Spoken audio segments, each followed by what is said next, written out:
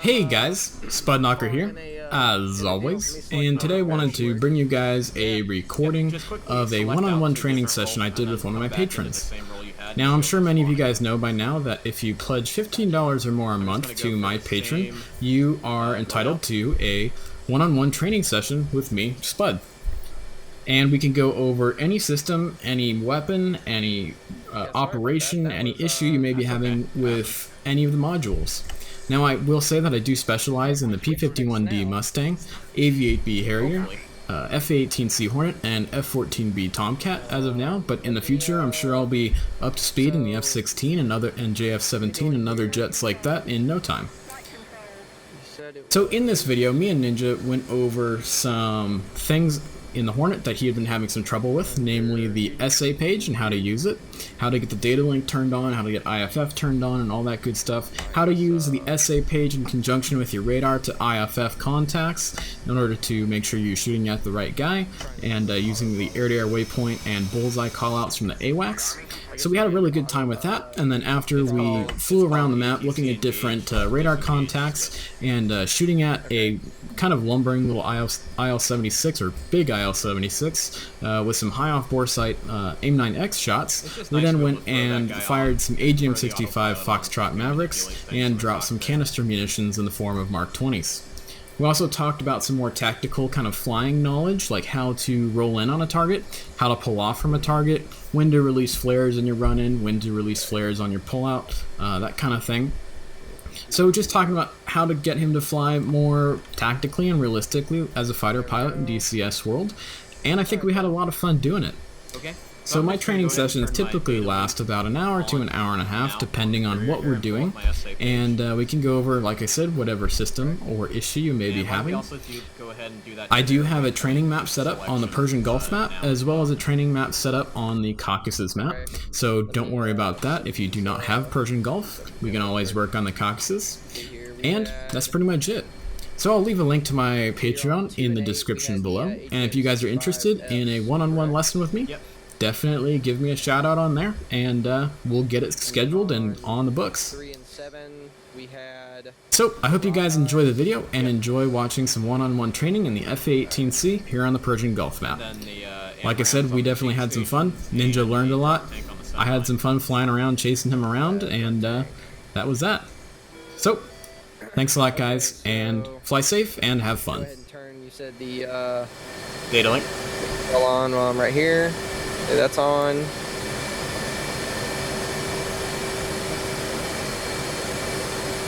Okay, the waypoint's up. Okay, and then you said go over to the support page. Yep. So go to the support page, pull up your HSI. And the HSI is going to be under which of the selections? On the support page, it's called HSI. Oh, it just says HSI. I don't see that one. Okay. Support page, I'm looking at group. I see a flight leader. I see an MSN coordinates. I see UFC. Oh. No. See UFC. I see enter. I see an up and a down. Okay.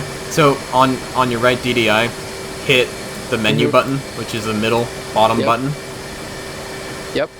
And when you first hit it, it should say TAC in a box, right? Oh, you hit it again and it says menu. Got it. Yep. Now that it says support in a box and then menu, hit the top left button called HSI. Yep. Okay. So HSI is basically our navigation page. That's where we do all the stuff that we want to do for navigation. Waypoints, TACAN, ICLS, all that good stuff. Okay. And so when you first spawn into the jet, your HSI is actually on your MPCD, and it actually shows a moving map, which is very cool, because you can see, you know, where your jet is on the map at any time, and it's moving with you, which is always cool. Okay. But it's easier to see stuff and manipulate things without the moving map up on one of the DDIs. So go ahead and scroll up to waypoint 2, and make sure you have waypoint boxed on the right there. Yep.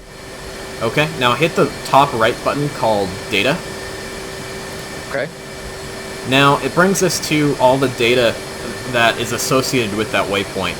The grid location, the latitude and longitude, the elevation of that waypoint. And let's go ahead and hit waypoint on the left-hand side, second from the bottom.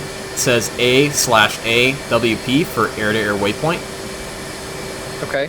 Go ahead and hit that so that it's boxed. Got it. And that is telling the jet that our bullseye is at waypoint 2, which it is. I created that in the mission when I made this practice mission.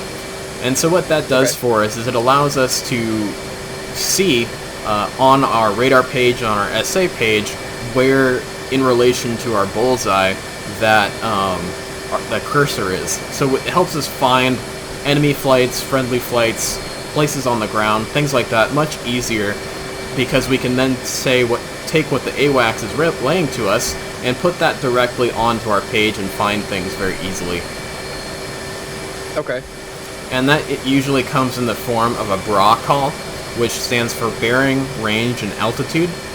So if I say there's a bandit at 0704 12 miles, you could then move your radar cursor or your SA page cursor right to that location, and if there's a radar blip there, perfect, that's my guy. I can lock him up and shoot him. You know, it makes it very easy to find and prosecute bandits or bogeys in the airspace. Okay. So I know that's pretty complicated, but it really, really helps compared to just trying to like do mental calculations of where things might be. So now that we've got our air-to-air waypoint set, we can go back to the menu, and we can go ahead and pull our FCS page back up on our right DDI for takeoff.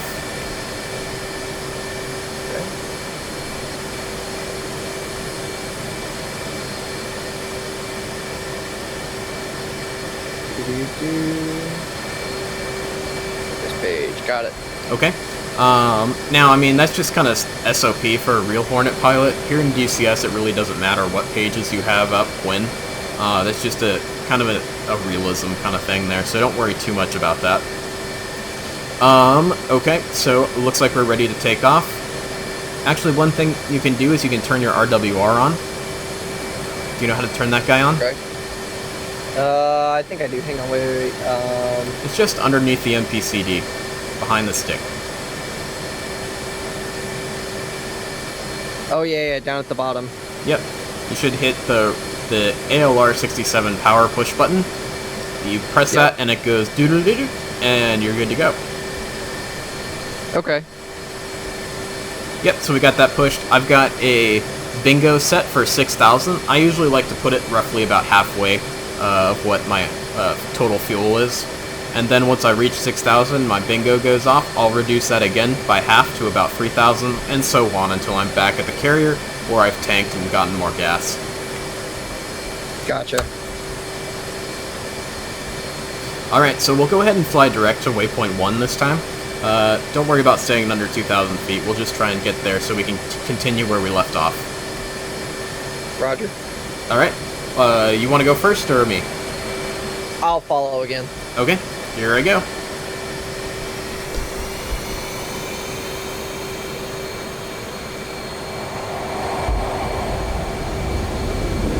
Yeehaw! Watch out for the plane guard helo. It came out away from the carrier a bit. Oh yeah, I see him. Make sure that's up. Alright, I'm coming left, direct towards waypoint 2. I'm going to be flying at 350 knots.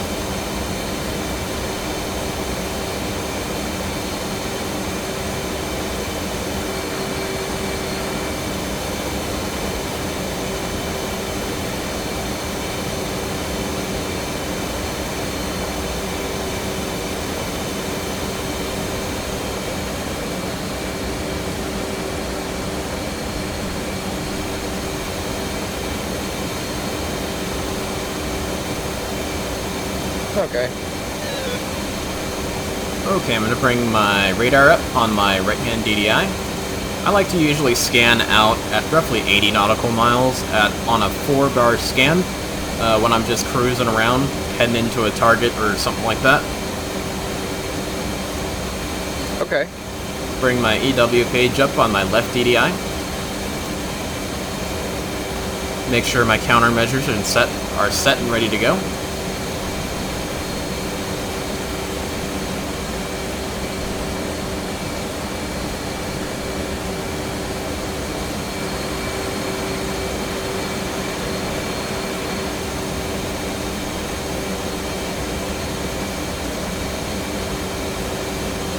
So when you push your radar out to about 80 nautical miles, on your radar screen you should see a little diamond with an arrow pointing out of the tip.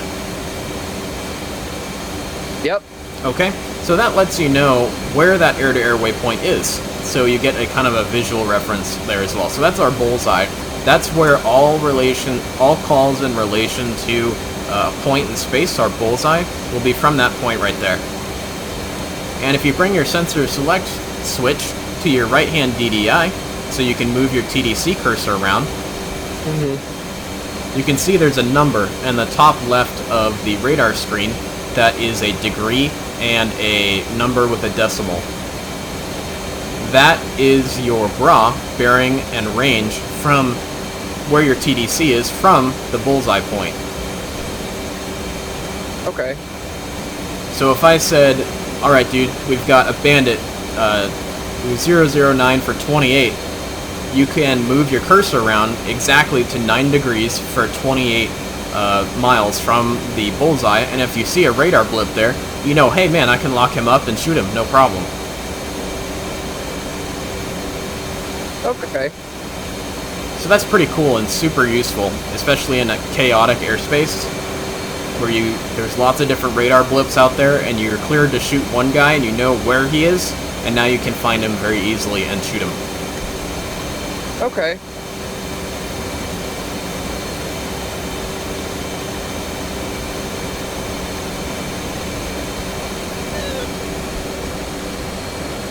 Alright, I'm going to push back up to 350 knots.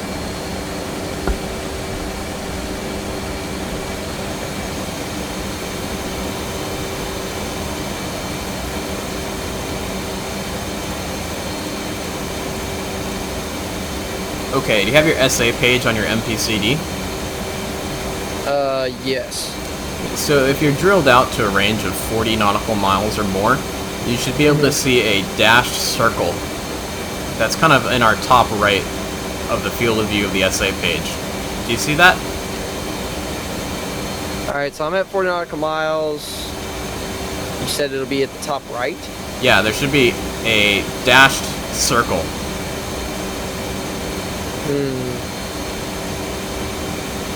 I see. Oh yeah. Well, I see the circle going around for our, I guess, our heading and everything. But yep. I don't see a dash circle at the top right. Okay. And you're sure you're on Is there something else that I need to have? You've got your data link turned on. You've got your IFF turned on. That should be it. Yep. Okay. Well, you should be able to see a dash circle around a FS symbol on the SA page. And what that is it's a threat ring. So that FS is a fan song, which means it's a tracking radar for an SA2 guideline SAM system. And so that dashed ring is the threat ring. So if you're inside that dashed ring, that SAM can shoot at you. If you're outside of its range and you're theoretically safe. So that's kind of a cool thing that's on there as well. So I'm going to just kind of sweep left here and just go into a nice lazy orbit. Okay. Alright, what else can we talk about on the SA page?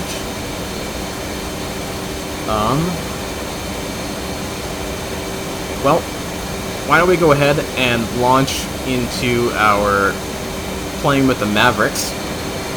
So let's go ahead and push our waypoint up to waypoint 6. And you can actually change which waypoint you're navigating to on your SA page, just like you can on the HSI. Gotcha. Yeah, my Let's see here. There we go. Up to 6, you said? Yep. Alright, I'm going to come right towards waypoint 6. Looks like it's 58 miles away.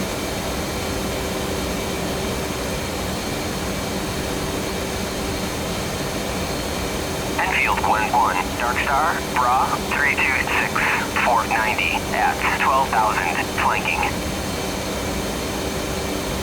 Enfield Glen 1, Dark Star, Bra, 326, 490 at 12,000, flanking. Did you hear those AWACS calls? I did. Okay, so do you want to go after that flight that they're calling? We can for sure. Alright, so since we got that target of opportunity, why don't we take it? So I'm going to roll out at a heading of 000 due north. Okay. Okay, so we heard what the AWACS was telling us. The AWACS was telling us a bra call rather than a bulls call. Now that bra call means he's giving us that information in relation to our own ship rather than in relation from the bullseye. Enfield Glen 1, Dark We Star, can still Bra, use that same 324, information in the 480 same at way 12,000, that we would flanking. use the information from a bulls call, but instead of using the top left number, we can use the bottom left number where it says bra something something something on our radar page. Okay. So he was saying for me 321 for 80. Yep. So 321 for 80. Yep, so I'm moving my cursor to bra 321 for 80. Now, it's not exactly 321 for 80, it's actually 347 for 72 for me. Yep, So- I have it as well. 345 for 74. Okay, so let's go ahead and lock him up. Let's do a hard lock. So hit TDC depress once and then twice, and we should get a hard lock on that target. TC press once and twice. That was... I gotta remember how to do this. Okay, I got it locked up. Alright, got him locked up. Perfect. So you can see that things aren't always perfect when they give you a call, like a bulls or a bra call, but it's close enough that you can. It really, really helps you find where that aircraft they're talking about might be.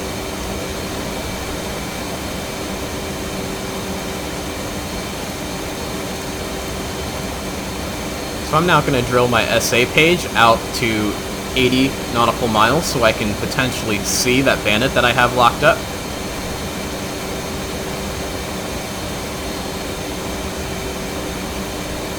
And if I want to, I can do control sensor select down so I can move the cursor on my SA page. Okay.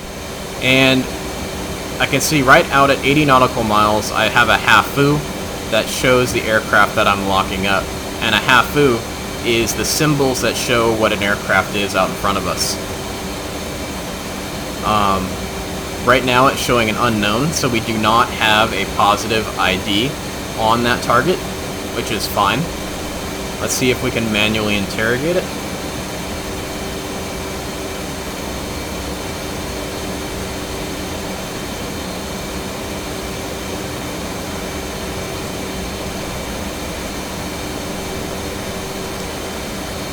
Stand by.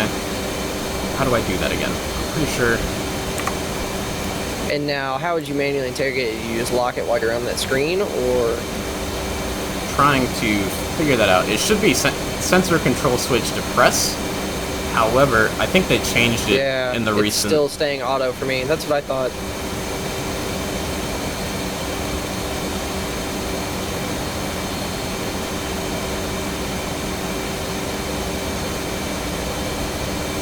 I'm unsure of how to change that at the moment, but you kind of get the idea of how it works.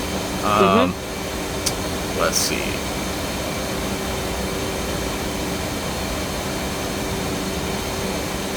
So if I'm reading correctly, we also have a because it said there was a the AWACS did say it was a flight, so I'm assuming that's what I'm assuming this one off to the right of the contact we're looking at, our left, is a part of that same flight?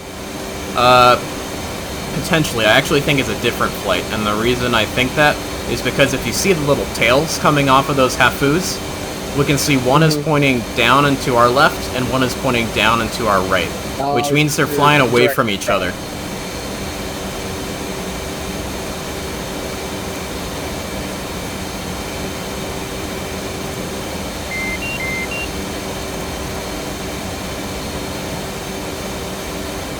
So we'll go ahead and fly on in towards this guy that we've got locked up.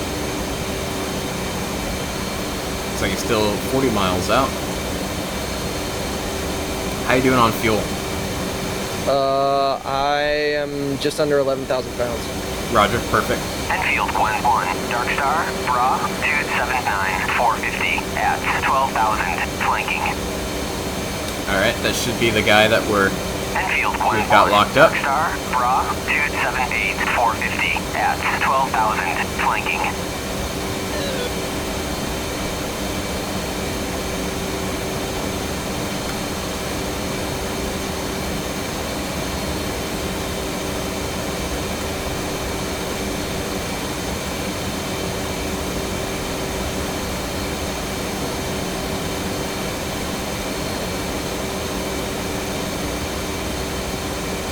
Huh, still doesn't want to do a manual interrogation. I'm not sure why it would be changing.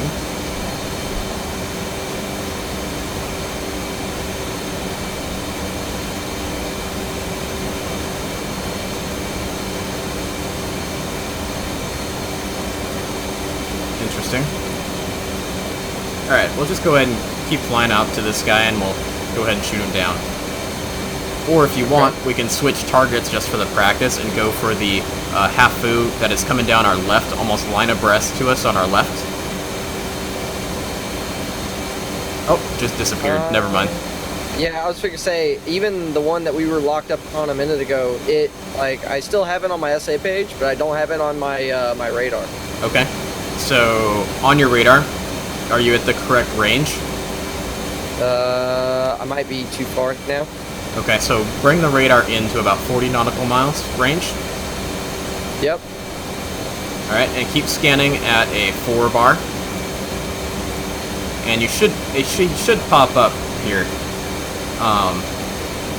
And you can kind of use your cursor to get to the bra position where he should be, and then that way you can lock him up pretty easily once he gets there. He does pop up. So let me get you a bra indication for him. So I'm going to my SA page, I'm putting my cursor over that Hafu, and it's giving me a bra of 002 for 20 with a Bulls indication of 349 for 70. Okay, yeah, mine is a 007 for 21. Okay. So I've got a hard lock on him still, so I'm unsure as to why it would not let you, you wouldn't be able to see him. But radar can be a weird thing. Sometimes it can pick things up, and other times it won't pick things up. And radars between jets can be just slightly different, or attuned just slightly different, that I could see something that maybe you couldn't see, or vice versa. Oh, yep, I just got him to pick up. Okay, perfect. He's locked back up. Alright.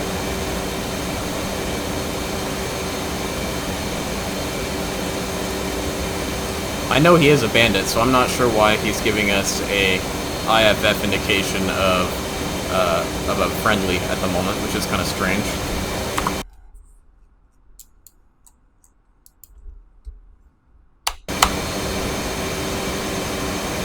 But go ahead and zoom on out there and shoot him down if you want.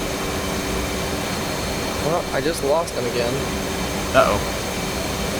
So one thing... Yeah, I know he's out there. One thing you may be doing is you may be going into a range while track lock onto him.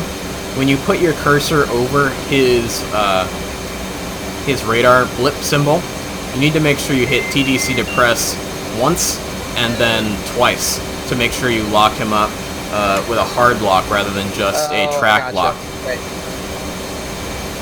Yeah, he's locked. I get that now. Okay, so he's locked. So you'll hit it once, and then you hit it again, and it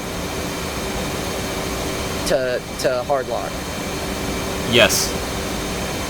Gotcha. And in that hard lock, that's when your radar is concentrating fully on that one target, and so it's very hard to lose it. It's no longer scanning. It's just locked in on him. Yeah. Okay. So I'm now in visual range with him. I'm within 10 nautical miles. So if I wanted to, I could then start using my air-to-air combat modes on him. So why don't you come in? Yeah, do you see the label now? The label on the SA page?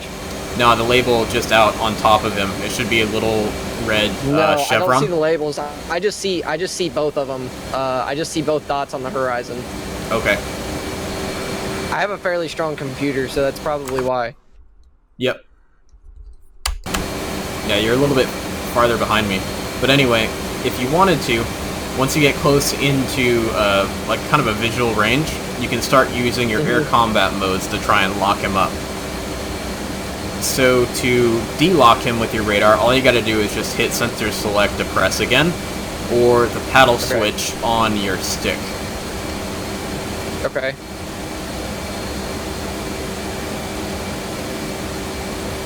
And so to go into air combat modes, all you gotta do is make sure that you're in air-to-air mode and have a weapon selected, like an AMRAM or a Sidewinder or your gun. Okay. And then once you're in air-to-air mode, you've got a gun or missile selected. If you put sensor select switch up, your radar goes into bore sight mode. And you should get a small dashed circle right in front of your face on the HUD. And then a large outer circle around it? Yep, exactly. That large outer circle denotes AMRAM for you. It's the inner circle that is about the radar. Enfield 1-1, Dark Star. I believe you actually locked me up. I did. I was trying to scan past you and it locked you up. Yep, that's okay. It's okay, we're just practicing. Just don't shoot me, though. No, everything's safe. Yep. And then if you went sensor select switch down, you get a long vertical bar of dashed lines. Yep. That's called vertical acquisition mode. That's the radar sweeping really fast, high to low, high to low, high to low, over and over again. And that's a really nice mode if say you're pulling hard in on a bandit and he's trying to pull away from you, and you want that radar to get him while he's still up above your nose so you can get a good shot off on him. That is a really good mode to use.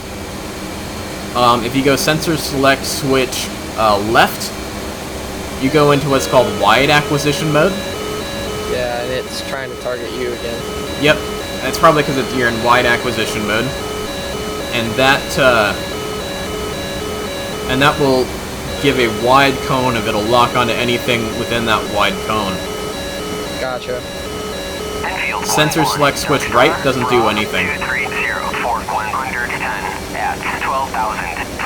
So I'm I do see the red annotation now, so I guess I'm starting to get within yep. I guess what it would deem visual range. Yep, so try going into bore sight mode and pop that little dotted circle around our IL-76 friend out there. Yep, it locked him up. Okay, cool. So now unlock him up with the paddle switch and try doing a vertical acquisition on him.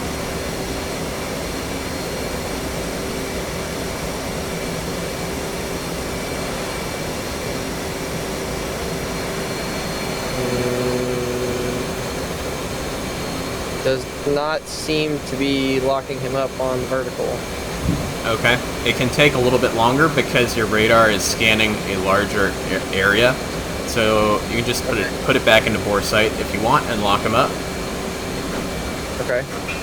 So next thing to try is using the radar with the helmet mounted display. Okay. So to turn the helmet mounted display on, on the very right-hand side of the instrument panel, you have The dial. yeah, so turn that up. I like to turn it all the way up in brightness.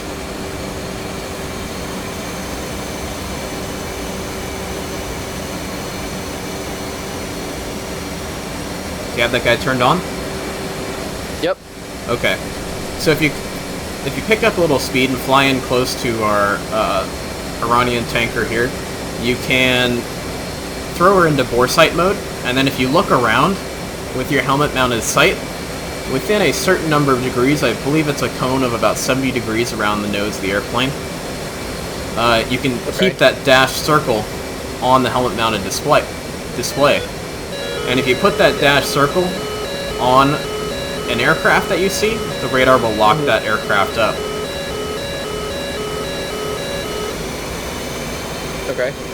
So come on a little bit closer so you can kind of put him off to the side and then look at him and lock him up.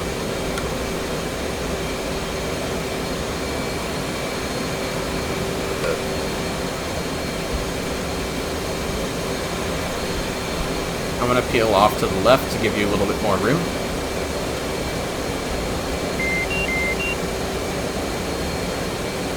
Yep, it locked him up. Okay, perfect. So pretty cool, right? Yeah. And now, if you wanted to do that with just a Sidewinder, because we've got AIM-9Xs on board, you can do that as well. So I'm going to go ahead and select my Sidewinder. And Yep, and I've got the tone on him. Yep. And then you can just look at him, get a tone, and then fire that missile from very high off bore sight angles, which is very cool. Yeah, the AIM-9X, isn't it supposed to be like, it can be up to 90 degrees, Yep. is what I heard. Yep, you can acquire a target, I believe, up to 70 degrees off bore sight, and then actually hit a target that's up to almost 100 degrees off bore sight. So if he's too far back, you won't be able to lock him up. But if you do have him locked up, you fire the missile and he gets farther back there, the missile should still be able to turn around and hit him. Okay. So why don't you come alongside, lock him up, like high off bore sight off your shoulder, and shoot him down. Okay. And I'll be ready with flares in case you accidentally shoot me. No, it's got him locked up. Okay, fire away. So you can see the really cool high off bore sight. Let's see here. Maybe get even closer and farther off your shoulder. Yeah, let me get up here a little bit, and then Okay, I'm making a 360 around you.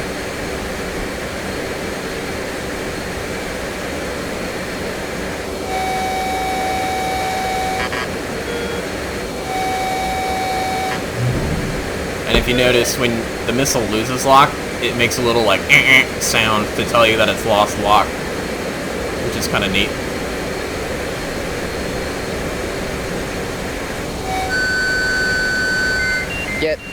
Oh, yep, it just... And then you can hit... No, that wasn't it. You can hit the cage, uncage button to lock your target up and make the missile just look at that one, so it's no longer trying to acquire, it's locked onto that target. Gotcha. And that will make it turn to a different pitch tone that's very high, and the circle will become even smaller around your target. Okay.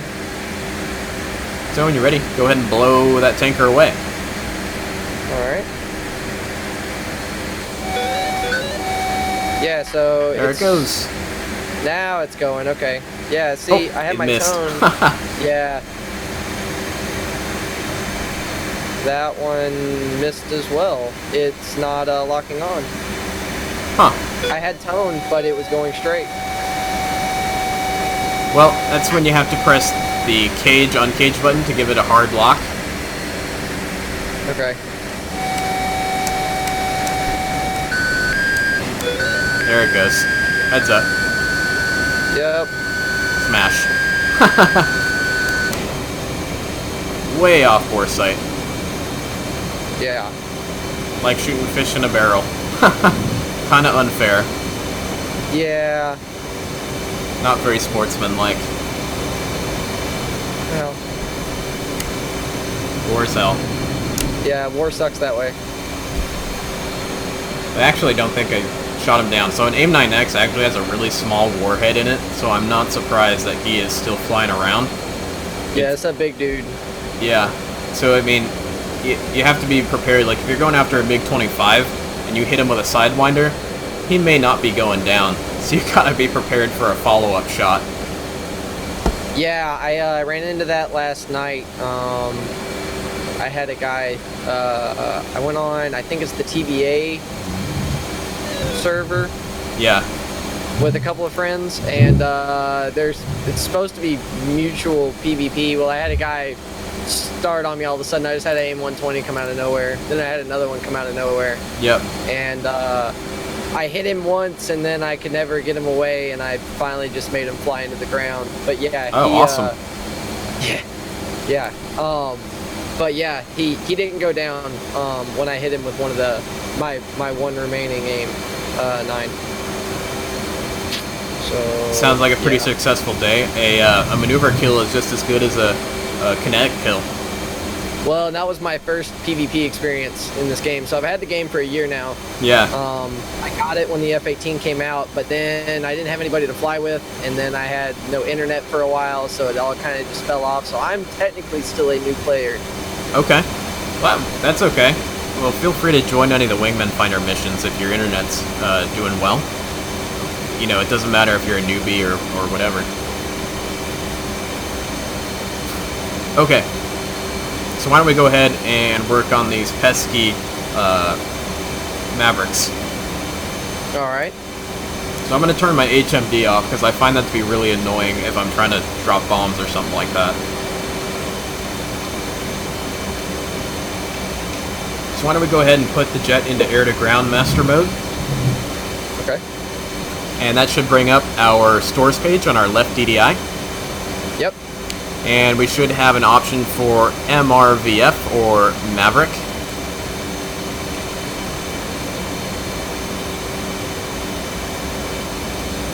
So go ahead and select that. Selected. Okay. And hit the Maverick box again, and it'll bring us to the Maverick format page. Okay. So we should have a crosshair with over a black screen, right? Yep, and I've got a timer counting down. Yep, exactly. That's what we want.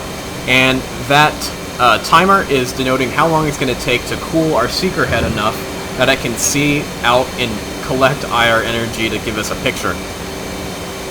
Okay. A lot of people erroneously say that it's warming up, quote-unquote, but it is in fact actually cooling down. And the reason for that is we're flying really fast through the air, right? All airplanes that fly through the air really fast get really hot. And so the same thing is true of the missiles and bombs on our aircraft. So the seeker head of the Maverick is looking for IR energy out there in the environment. Which means that if the seeker head glass, the glass that's covering the seeker head, if that's super hot, it won't be able to see anything. It's like holding a hand up in front of your eyes. You can't see anything, right? So we gotta cool that down so the eyeball of the Maverick can see out and see the IR energy in the environment around us to give us a picture. So that's why we actually have to cool it down. There's a bottle of either argon or nitrogen gas inside the missile that is flowing around the seeker head and cooling everything down so it can see. And that's what we're waiting for as it cools down. Gotcha. So let's go ahead and hit silencer select switch left so that we get our diamond on our left-hand DDI. Okay. Enfield 1-1, Dark Star, Bra. And you do know where your cage, uncage button is, correct? Yes. Okay, great. So that's definitely going to be important for this. Dark Star, Bra, 279, 4100 at 12,000. So we're kind of circling our way around waypoint 6 here. And if you look off of your right wing... I can't get my diamond to move over to my left screen. I think that's probably why I was having issues earlier. Yeah, that would probably be why. So I'm going to go ahead and pause the server here, just so we can talk without having to fly the jet. What what screens do you have up right now? You should have radar on the right, SA on the bottom, and Maverick on the left. Is that right? Yep, that's what I have. Okay, perfect. So why don't we go ahead and open up the Adjust Controls section. Hit Escape and go Adjust Controls. Yeah, it's not letting me hit Escape. I guess because it's paused. That's weird. It should let you hit Escape, but let me try on pausing it. Can you hit Escape now? No, everything's locked up. Don't know what it is. I can click buttons, but I can't hit Escape. That's weird. Yeah, my mouse cursor is just staying up too. Hang on. Huh. Is it a internet or a desync issue maybe? There we go. I got it. Okay, perfect. You were able to hit Escape? Yep. You can pause it. Okay. Make sure that you have all of the sensor select switch buttons mapped. Yep. Forward. It shows left. It was working earlier when we were swapping the missiles around. Okay, cool. Let's go ahead and see if we can. I'm going to go ahead and unpause the server and see if you can get that diamond to your left DDI. Sensor select switch left.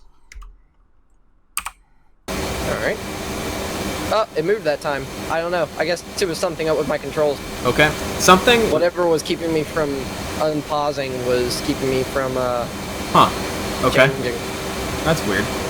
So, we've got a nice field of armor down there for us to be able to bomb and fire Mavericks on.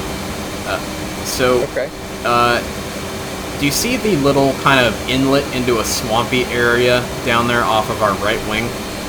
Near waypoint 6? Hang on, wait, let me reference waypoint 6.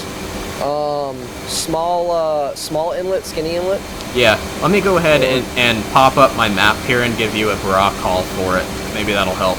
Okay.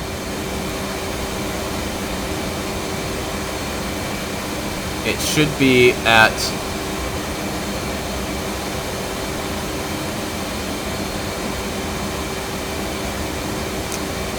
never mind. I can't do that. I see it now. I brought up my map. I see what you're talking about. It's the one further up, larger inlet. Yeah, no, it's actually the very small one right here with that weird little skinny peninsula kind of sticking out. Mm-hmm. Yeah, so that's where I'm looking. That's where our targets are. If you want, you can bring up the F10 map, and you can see some targets down there. A bunch of tanks and things. Yep. So... our Mavericks should be cooled down now, so you should be able to see some green shapes and video on your left DDI. Yep, I have it. Okay, perfect. You can zoom in the Maverick to a zoomed in state or a zoomed out state by hitting the FOV button.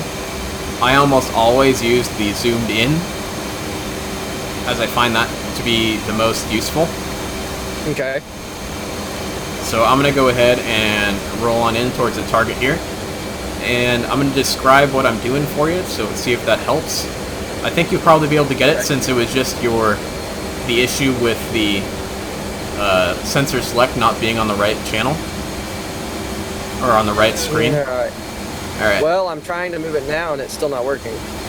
Okay. Even though I have diamond up, I'm holding the TDC down, and I am moving my slew around, and it is not turning. Let me make sure that I have my, I'm going into adjust controls real quick. So it should be under access command if I'm looking at it right, and it's the throttle designator control horizontal axis and vertical axis. Yes, sir. For the throttle grip, correct? Yep, that would be it. And they are reading correctly. It shows them reading. Yeah, if you can move your TDC on any of the other screens, then it's good to go. Okay.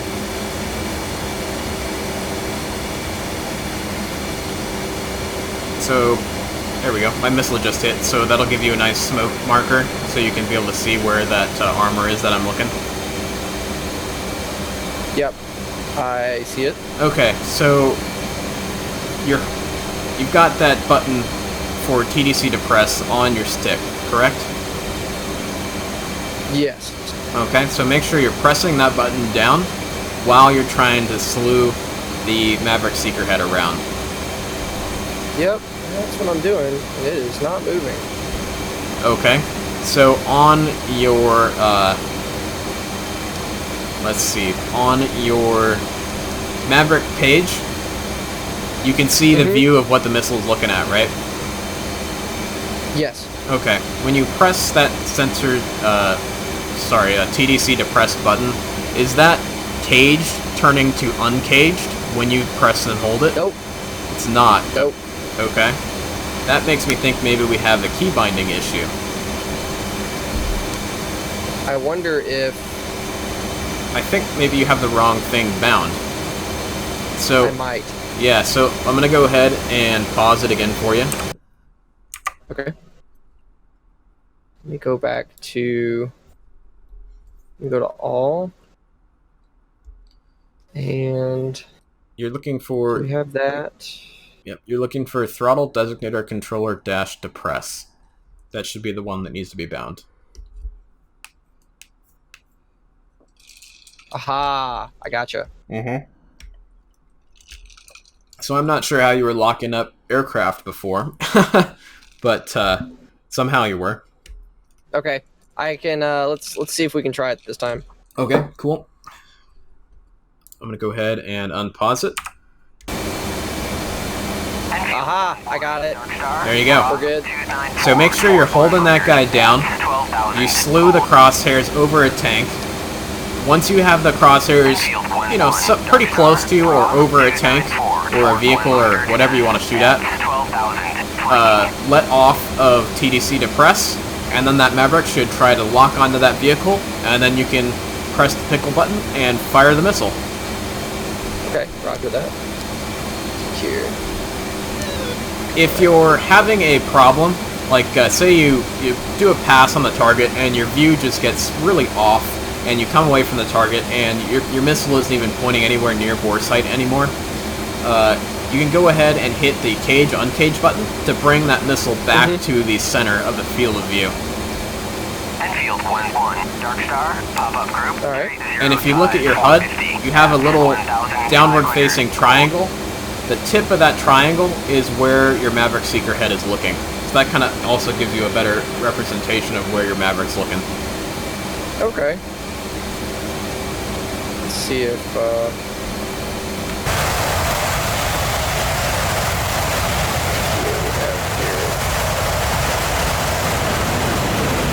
So those tanks are almost right under your nose. You're a little bit close and a little bit low. I would start a run-in and try to lock something on from a lot farther away, and probably a higher altitude than that.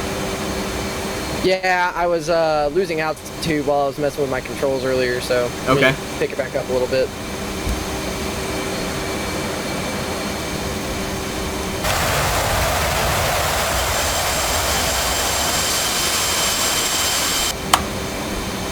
But that works now. That's what I was having trouble with. Didn't figure it out. Alrighty. So I was hitting down and not the depress switch.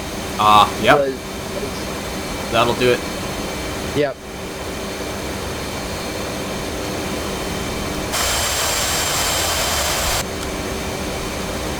And now, when you're looking for targets with your IR-MAV, I always like to pull up my EW page on my left hand, or on my right hand DDI, just so that I have a good view of any threats that may be around me as I'm head down in the cockpit trying to find a target with my Maverick. Gotcha.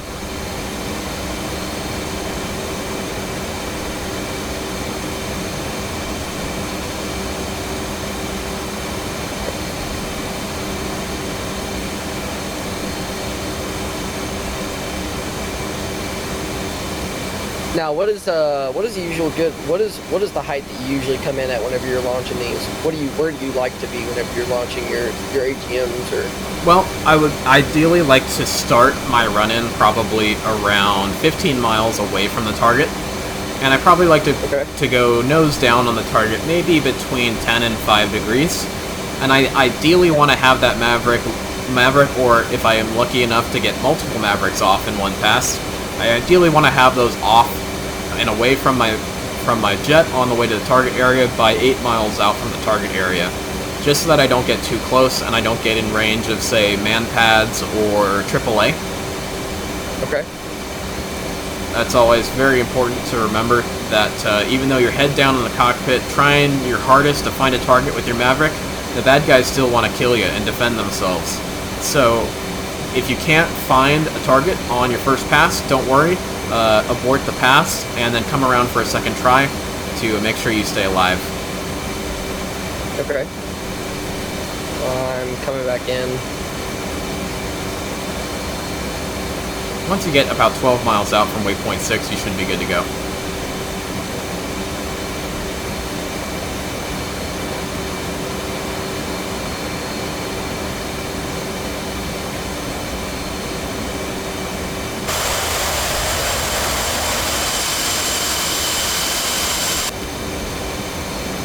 Also keep in mind, if you're flying a long mission, that we only have about 15 minutes worth of coolant for our Mavericks.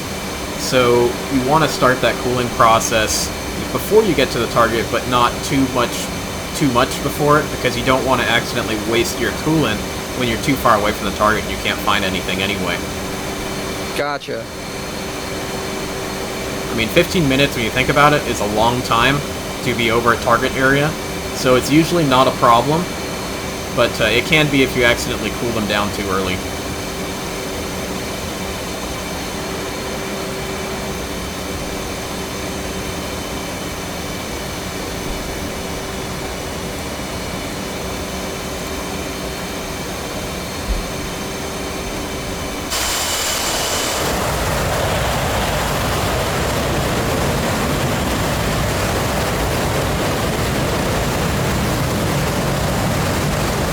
Start pushing that nose down so you can start finding targets.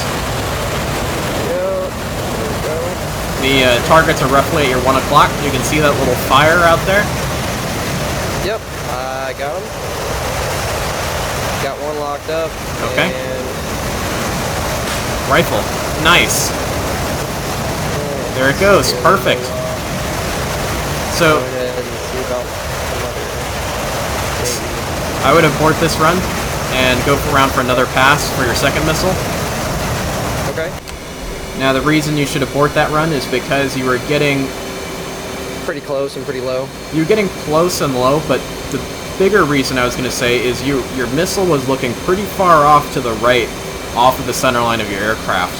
Ideally, you want to have your nose pointed right at the target, so that it's very easy to find your targets, fire the missile, and then get out of there.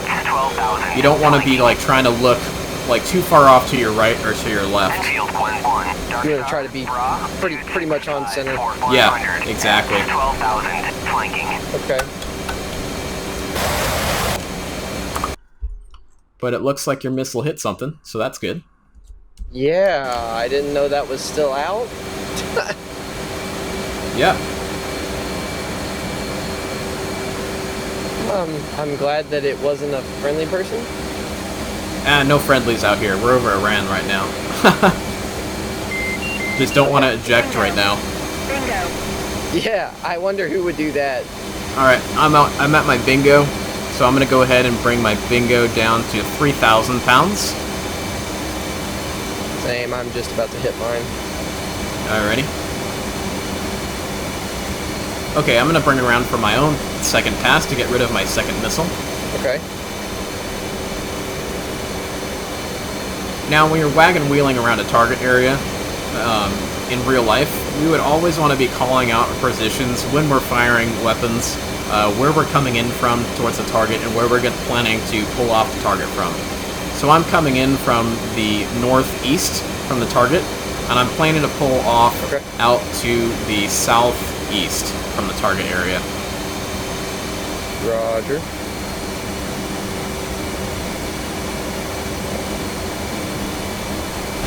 Rifle, and one's off to the southeast.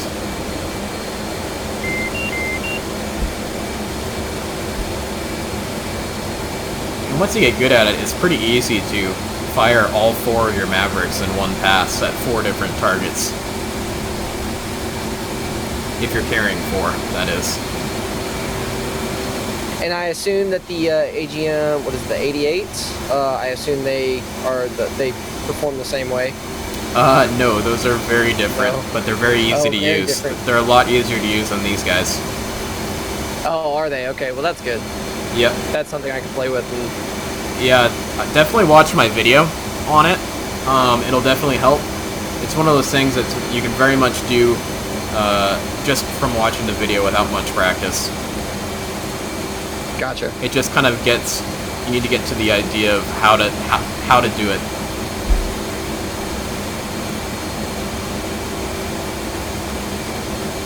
I'm inbound from like the northwest, and I'm going to. I guess I'll come in and I'll egress to the east. All right, you got that. Actually, I'm sorry, northeast. I've turned around. I'm inbound from the northeast, and I'll egress to the west. Yep, you're inbound from the southwest, actually. Am I turned around? Oh, I see it. I was turned. I'm looking at the wrong thing. Thank you. Yep, you're good, man. It's always good to remember headings and what headings are which directions. I just looked up and I looked at the wrong number and I thought it said 350, but it said I thought it said 350, but it's 050. That's all good. Oops.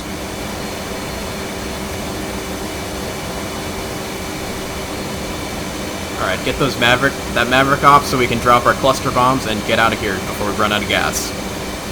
Garage. Alright, get this brought over. And then a junk cage. Bring it down.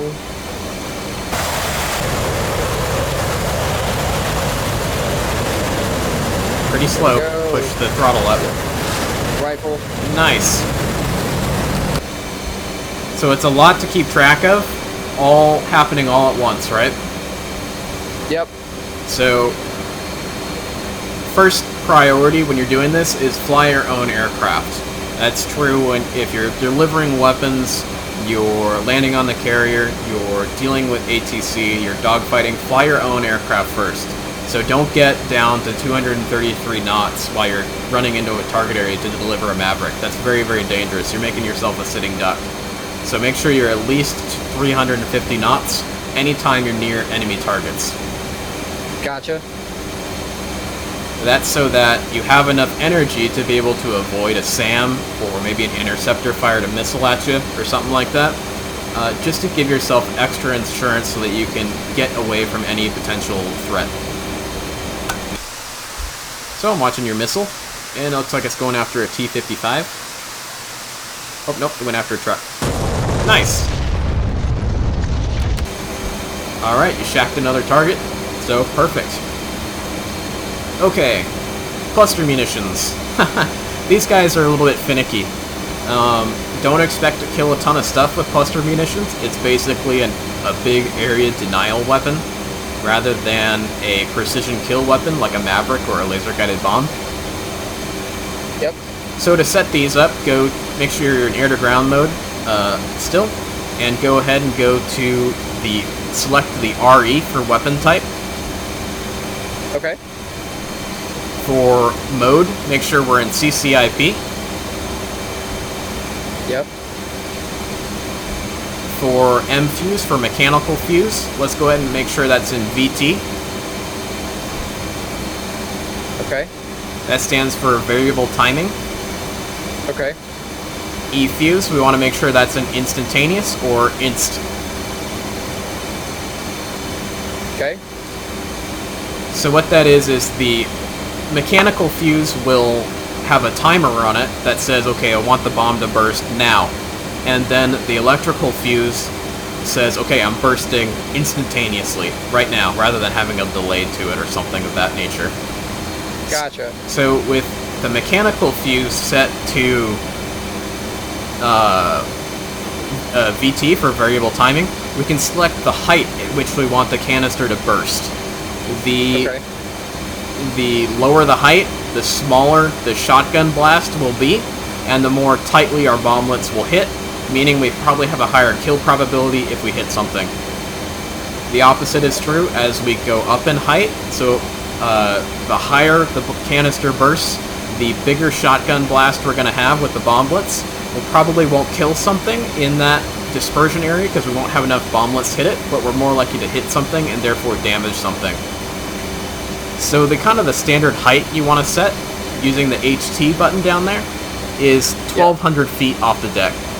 So I'm going to hit that a couple times here and get it to 1,200 feet. We can see on the program, we can see mode, CCIP, M-Fuse, VT, E-Fuse, instant, and height is 1,200. Okay. I've got a canopy advanced bit up on my screen. Or ADV bit. Not sure what that is. Oh, but it's blocking part of my... Okay. Do you have a master caution yellow light above your left DDI? Do. Yep, I have a master. Click that twice, and that should clear that up. Okay. I clicked it twice. The caution light went away. The canopy ADV bit code is still up. Okay. Well, I'll go ahead and just tell you how many times to click HT then to get to 1,200. So we start off at 300 and we want to click HT 1, 2, 3, 4 times to get to 1,200 feet. Okay. I think I'm probably at 1,200. I can't see it because I already clicked it a couple times. Okay, no problem then. We'll just say you're at 1,200. You may be at 900 and you may be over at 1,500. Who knows? Then we want to make sure we drop all 4 of our canisters all at once so that we can get a nice big area coverage with our canisters. So we'll go ahead and go to UFC on the right hand side there. Yep. And then I'm going to go ahead and hit quantity on my ODU option display unit. And I'm going to go ahead and enter in 4 for all 4 of my canister munitions. Okay. And then for my interval, which pops up below that on my ODU, I'm going to go ahead and say 200 feet between each bomb blast. Okay. And that should give me a nice dispersion of roughly about a rectangle about 200 feet by 400 feet of bomblets exploding and causing hell on the ground. Okay. So when you roll into a target with dumb bombs, this is for canister munitions or general purpose bombs like Mark 82s, 3s, or 4s, what you want to do is you want to approach the target with the target offset off to the left or to the right. And the reason is we want to be able to see the target as we get closer to it. If we just fly directly at it, it'll go underneath our nose and we won't be able to see it and not know where we are in terms of rolling over for our dive onto the target. Okay. The nice side effect of that is if we can see the target, if they launch a SAM at us or something like that, we can see it, rather than it being hidden under our nose. And when you get into a position you like, roll it plane over, pull into the dive, and drop your bombs. Ideally, we probably want to start the roll-in at between 15,000 and 18,000 feet, and we want to be pulled off the target no lower than 8,000 feet. Okay. That keeps us out of the envelope of AAA or man-pads as much as possible. For the roll-in on the target, you don't want to be releasing flares on your way into the target, but release some flares on the way out of the target area. The reason for that is if they do launch a man-pad at you, it'll be spoofed on your way out, and you won't give away your position on your way in by launching those big smoky flares. Okay. So, kind of a lot I'm throwing at you, but if you want, you can throw her into autopilot and watch me on my dive. Okay. With the F2 view. So I'm going to go ahead and roll on into my target. I'm starting at 15,000, so I might be a little bit low, but I'm going to go with it. I'm going to pick out a nice row of tanks that I think maybe I can hit multiple. Okay. Which I don't really have any good options, so I'm just going for one that I like.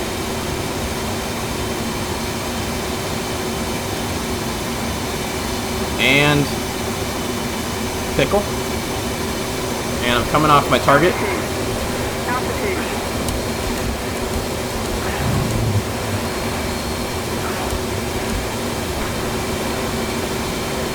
And cluster bombs exploded, and I actually got a kill. That surprised me. Oh, there you go. Alright.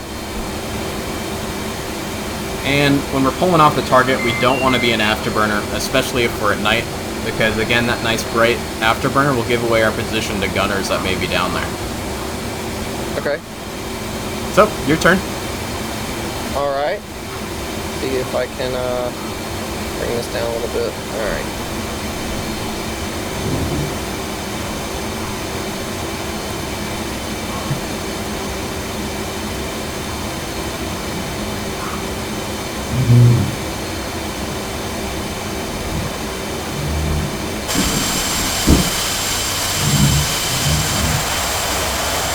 I'm guessing those couple of black dots down there are the smoke trails from what you just dropped. Probably.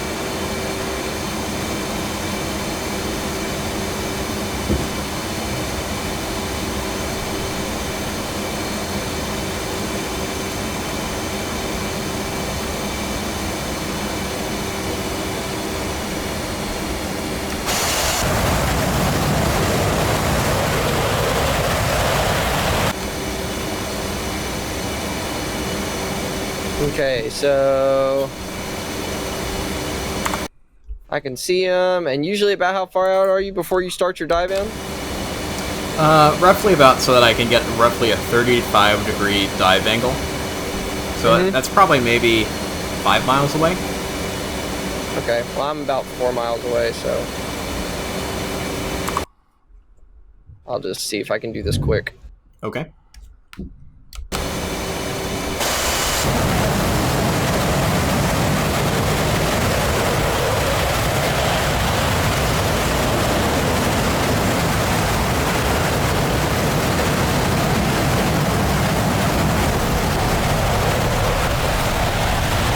Come out of burner. Oh, am I in burner? Did it come off? Yep. Pickle. And, oop.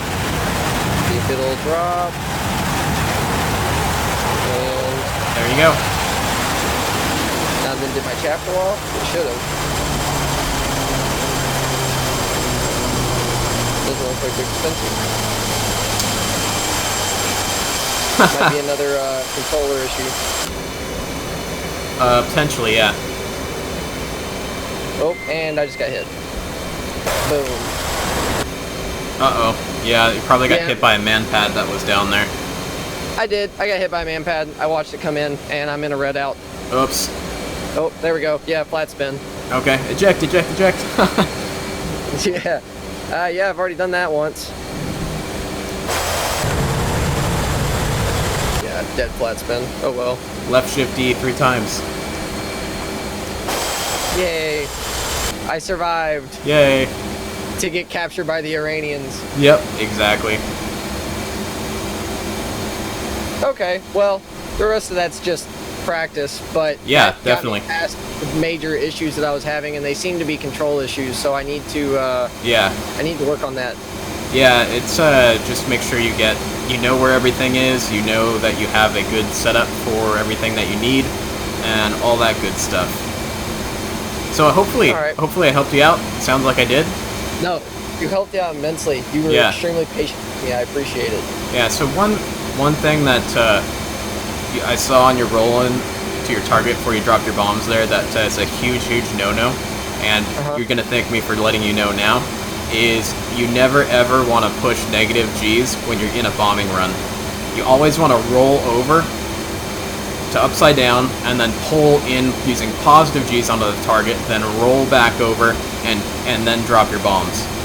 Gotcha. The reason for that is if you're pushing negative Gs at all, and you drop your bombs, you could potentially hit your own bombs and blow yourself up. Okay. Beyond that, being a real pilot and a real jet, negative Gs are incredibly uncomfortable compared to positive Gs. So you always want to be pulling positive Gs as much as you can, as well as the fact that most jets are designed for positive Gs for the most part, and too many negative Gs can starve the engines of fuel. So there's like 3 different reasons why that's kind of a bad thing to do. understand why it's better to be pulling positive G's all the time. Excellent. Yeah, man. So, I'm gonna go ahead and kill the server. I gotta go eat some dinner. If that's okay with you?